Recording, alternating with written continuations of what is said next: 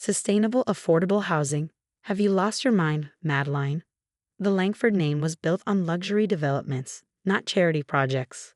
My grandfather's voice cut through the boardroom like steel against mahogany. I'm Madeline Langford, and at 28, I had just presented my vision for Langford Development Corporation to our family board, a vision that had fallen catastrophically flat. It's not charity, I replied steadily. It's innovation. Sustainable housing with cutting-edge design at accessible price points. The market research. The market research shows luxury properties yield the highest returns, my father interrupted, not looking up from his quarterly report, just as they have for 50 years. I glanced around at the faces I'd known my entire life. My grandfather Richard, founder and chairman, my father James, current CEO, my uncle Philip, CFO, and executives who owed their careers to my family's patronage, not a single ally. The development landscape is changing, I persisted. Millennials can't afford traditional luxury. They value sustainability over square footage. Enough. My grandfather's palm struck the table. Langford develops premium properties for premium clients. That's our legacy. Your proposal is rejected. Just like that.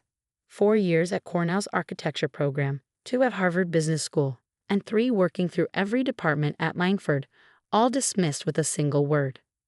As I left the boardroom, my grandfather fixed me with a familiar look, equal parts disappointment and challenge. Madeline, this company has survived because we never deviate from what works. Remember that. In my office, my assistant Rob looked up. That bad? Worse, they didn't even consider it. So what now? I turned to him, decision crystallizing. Now we go to Plan B. Plan B began the following day with a phone call. Connor, it's Madeline Langford. I think it's time we discuss that partnership you proposed. Connor Zhang had been my study partner at Harvard before launching Zhang Innovations, a venture capital firm specializing in sustainable infrastructure. He'd approached me months earlier about collaborating, but I'd held back, hoping to transform Langford from within. Let me guess, he replied. The family board wasn't receptive to dragging Langford into the 21st century. That's putting it mildly. Their loss. So you're ready to start something new? I am, but I'm not looking to use the Langford name. Whatever we build needs to succeed on its own merits. After making plans to meet, I received a text from my younger sister Charlotte. Heard about the board meeting. Dad's furious. Dinner at their place tonight? The family dinner invitation was clearly a summons to be lectured. Charlotte, 4 years my junior and halfway through her MBA, had always been more willing to follow the Langford path. Can't tonight, I replied. Deadlines. Rain check. Her response, don't avoid them forever. They're just protecting what they built. That was what my family never understood. I didn't want to destroy their legacy. I wanted to evolve it. But if they couldn't see that, perhaps it was time to build something new. You're really going through with this? My father asked 3 weeks later in his study, surrounded by the trappings of Langford's success. I've resigned effective end of month. I've accepted a role with Zhang Innovations. As what? Some junior developer? You're a Langford. You're meant to lead this company someday. Lead it where, Dad?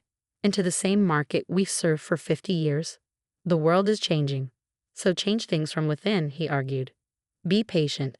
Your grandfather won't be around forever. You'll make the same decisions he would. That's fine for you, but it's not my vision. He stood, assuming his negotiating stance. What if I could get the board to approve a small pilot project?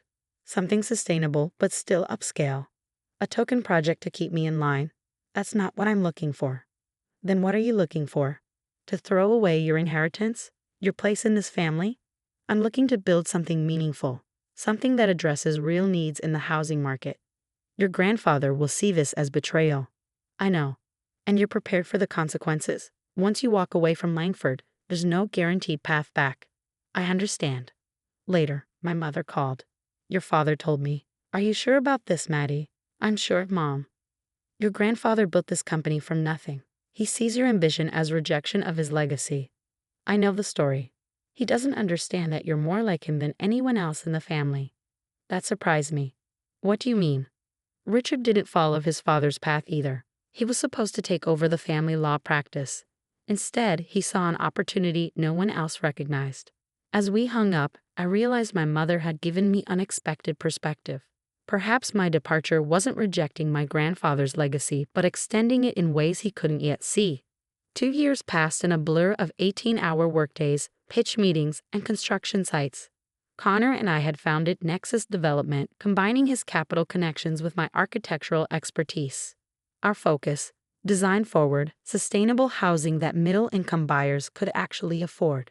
Our first project, a 60-unit development outside Boston, was nearing completion, incorporating innovative materials, energy-efficient systems, and community-oriented design at accessible price points. I hadn't spoken to my grandfather since leaving.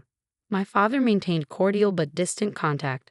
Charlotte had gradually become my strongest family ally, fascinated by Nexus despite her continued loyalty to Langford. "The sales office opens next week," Charlotte asked, walking through our nearly completed development. "Thursday. We already have a waiting list of over 200 potential buyers for 60 units. "That's impressive," she admitted, touching the sustainable materials. "And these are beautiful. And sustainable. The building is carbon neutral in operation." Charlotte hesitated. "Grandfather asks about you. He'd never admit it, but he follows what you're doing here." This surprised me. "How is he?" "Stubborn as ever. But Langford's facing challenges. The luxury market is softening. They've had to reduce prices on the Beacon Towers project." "I'm sorry to hear that." "Are you? It kind of proves your point. I never wanted Langford to struggle. I just saw a different path forward." "Well, the board isn't completely blind. After you left, I started sharing some of your market research. There's been talk of diversifying our portfolio." "Really?" "Dad's even mentioned your name in strategy sessions. Not that grandfather acknowledges it." She paused at a window overlooking the courtyard. "This place is special, Maddie. You've built something that matters." "We're officially sold out," Raj announced months later, champagne in hand. 60 units, all under contract, 3 weeks ahead of projections. "And at asking price or above for every unit," he added. "The Boston Globe wants an interview. So does Architectural Digest." The intercom buzzed. "Ms. Langford, there's a Mr. Richard Langford here to see you." "My grandfather? Here?" "Send him in." I managed. The door opened, and there he stood, more stooped than I remembered, leaning on a cane, but with the same commanding presence. "Grandfather." "Madeline." He nodded, then glanced at Raj. "Might we have a moment?" After Raj left, my grandfather surveyed my modest office. "I drove by your development yesterday. Quite a crowd at the sales office." "We've just sold out." "So I heard." He took a seat across from my desk. "I came to offer you a proposition." "What kind of proposition?" "Langford Development is considering a new division focused on sustainable mid-market housing. We'd like to acquire Nexus as the foundation for this initiative." I stared at him stunned. "You want to buy my company?" "With you at the helm of the new division. Full creative control, board position, appropriate compensation. It would bring you back into the fold where you belong." 2 years ago, this offer would have been everything I wanted. Now it felt hollow. "Why now?" 2 years ago, you dismissed everything I'm doing as charity projects. Markets change. Successful companies adapt. And it has nothing to do with Beacon Towers underperforming while Nexus sold out ahead of schedule. His eyes narrowed. "I'm offering you a chance to bring your vision to a larger platform. To come home." "And what happens to Connor? To my team?" "Zong would receive fair market value. As for your team, that would be your decision as division head." I walked to the window considering. The offer was tempting: resources, scale, family reconciliation. But something felt wrong. "This isn't about markets adapting," I said finally. "This is about absorbing a competitor and neutralizing an approach that challenges yours." That's an uncharitable interpretation, but accurate.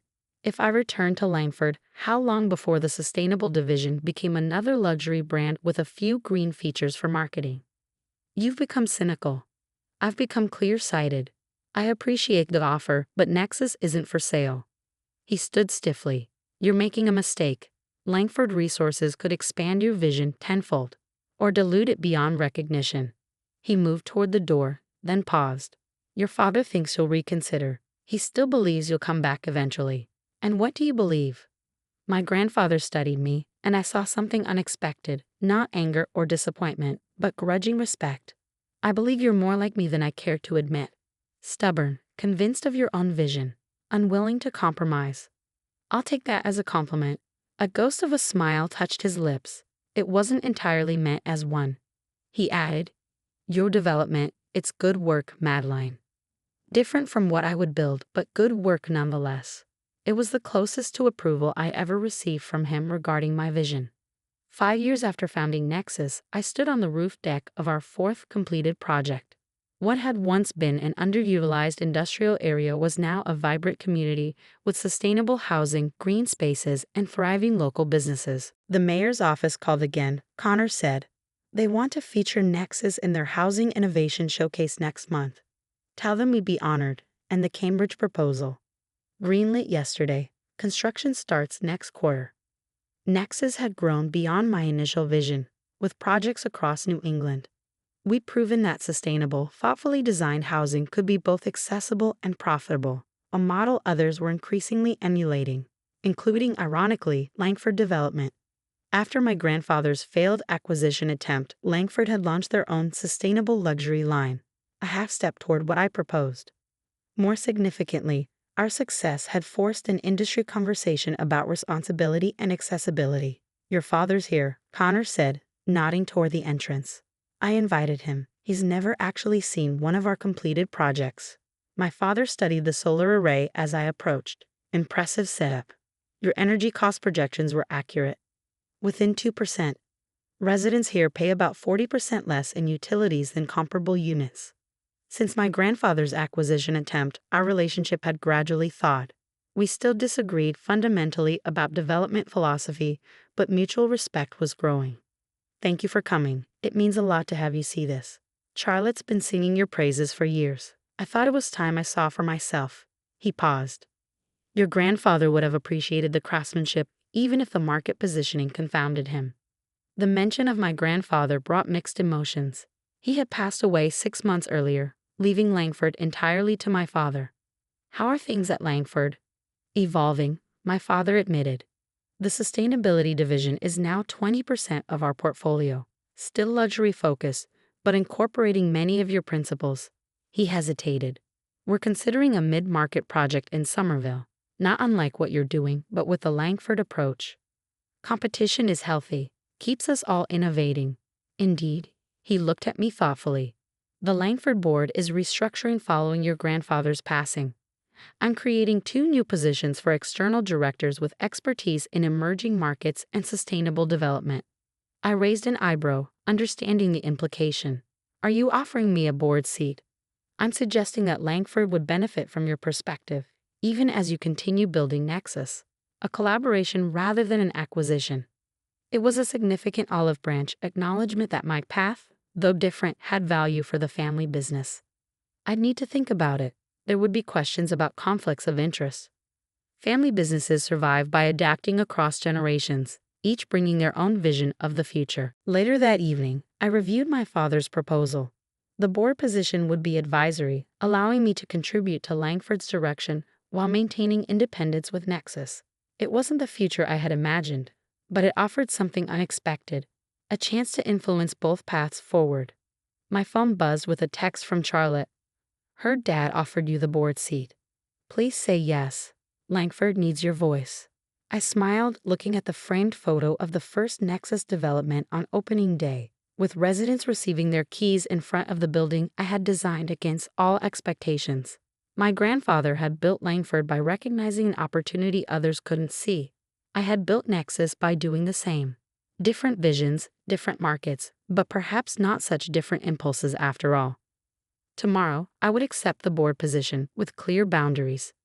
Not as a return to the fold, but as a bridge between what Langford had been and what it might become, just as Nexus represented a bridge between my family's expertise and my own vision. Some buildings stand as monuments to the past.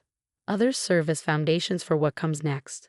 The best, I had learned, somehow managed to do both at once.